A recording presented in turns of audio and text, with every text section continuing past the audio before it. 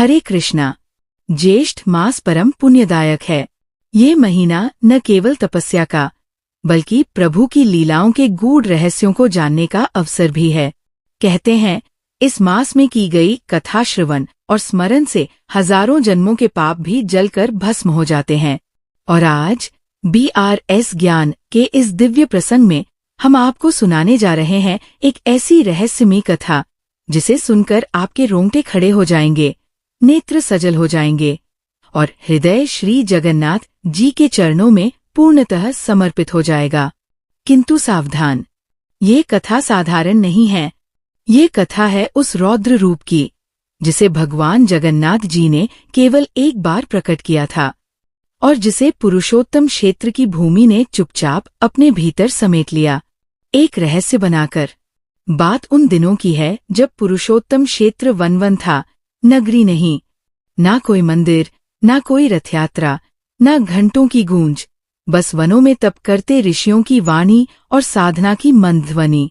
एक बार की बात है, नीलांचल के समीप एक दिव्य तापस्वी ब्रह्मर्षि वानपुष्ट तप में लीन थे। तप ऐसा कि देवलोक तक उसकी आभा जाती। उनकी साधना केवल एक ही उद्देश्य से थी, हे प्रभो, मुझे आपके उस रूप का साक्षात्कार चाहिए जो केवल अवधूतों को मिलता है, न अर्चकों को, न योगियों को, केवल उन्हें जो सब त्याग दें, देह का अभिमान तक। कहते हैं उनके इस प्रण को सुनकर स्वयं शिव जी भी भयभीत हो उठे, क्योंकि ये वह रूप था जिसे देखने मात्र से ही व्यक्ति संसार के बंधनों से मुक्त हो जाता है, लेकिन एक शर्त के साथ, वह फिर लौटकर न कभी संसार से जुड़ सकता है और न ही देह के स्तर पर जी सकता है। प्रभु ने सुन लिया। एक रात ज्येष्ठ मास की अमावस्या को आकाश में न तो चंद्रमा था, न तारे, केवल एक धुंधली लालिमा थी। वन के भीतर अचानक वायु का प्रवाह रुक गया, पशु चुप हो गए, पक्षियों की बोलियां थम गईं, और उसी क्षण ब्रह्मर्षि वानपुष्ट के सामने प्रकट हुआ भगवान श्री जगन्नाथ का रौद्र अवधूत रूप। ना वो काले थे, ना नीले, वे अग्नि के समान उज्ज्वल थे, नेत्र रक्तवर्ण, हाथों में कोई शस्त्र नहीं, केवल मुद्रा, त्याग और ज्ञान की। सिर पर न मुकुट, न मोरपंख, केवल गहरे बिखरे हुए केश। साथ में कोई और नहीं था, न बलभद्र, न सुभद्रा। ये वह रूप था जिसे ना शास्त्रों ने पूरी तरह वर्णित किया है और ना ही कोई साधारण भक्त सहन कर सकता है। ब्रह्मर्षि वानपुष्ट का शरीर कांप उठा, उनके नेत्रों से अश्रु की धारा बह चली। वह रोते हुए बोले, प्रभो, ये रूप तो शरीर को भस्म कर देने वाला है, परंतु अब यदि दर्शन दिया है तो मुझे अपने में समाहित भी कर लीजिए। और अगली ही क्षण उनका शरीर वही विलीन हो गया, प्रभु के तेज में। बस रह गया तो केवल उनकी वाणी की गूंज, जगन्नाथम अवधूत भजेत, न मोह शेष तिष्ठेत। उस दिन के बाद नीलांचल वन में एक स्थान पर वृक्षों की आकृति बदल गई। वे एक चक्र के आकार में उगने लगे। उसी स्थान को आज रौद्रपीठ कहा जाता है, जहां आज भी आम श्रद्धालु नहीं जा सकते। केवल कुछ सिद्ध साधक ही वहां रात में ध्यान के लिए प्रवेश कर सकते हैं। पर कथा यही नहीं रुकती।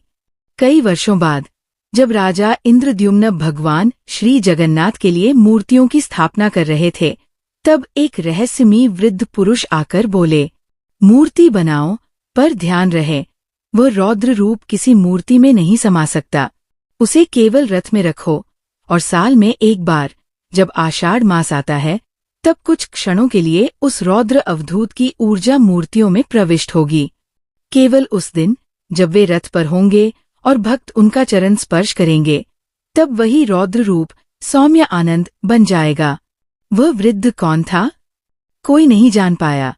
कुछ कहते हैं वो स्वयं ब्रह्मर्षि वानपुष्ट ही थे, जो प्रभु के तेज से एक बार फिर प्रकट हुए।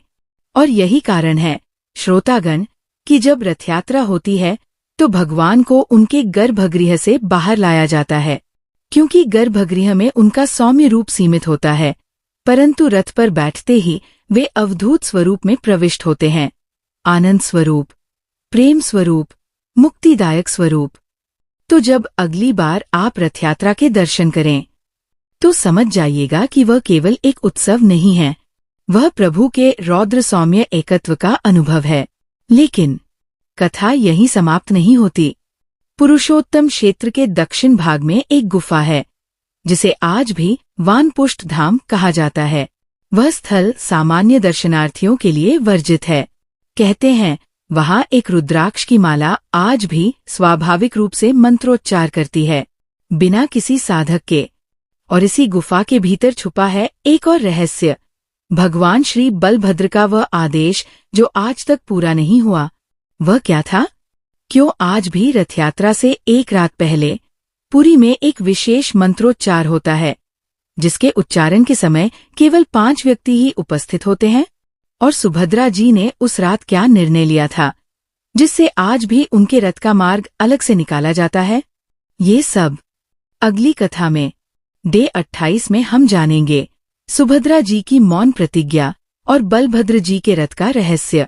अगर आपने आज की ये कथा अनुभव की तो कृपया वीडियो को अंत तक देखें और अगले भाग के लिए चैनल को जरूर सब्सक्राइब करें, क्योंकि जो राज अब खुलेगा वह केवल कथा नहीं, वह आपके जीवन की दिशा बदल सकता है। हरे कृष्णा। जय श्री जगन्नाथ।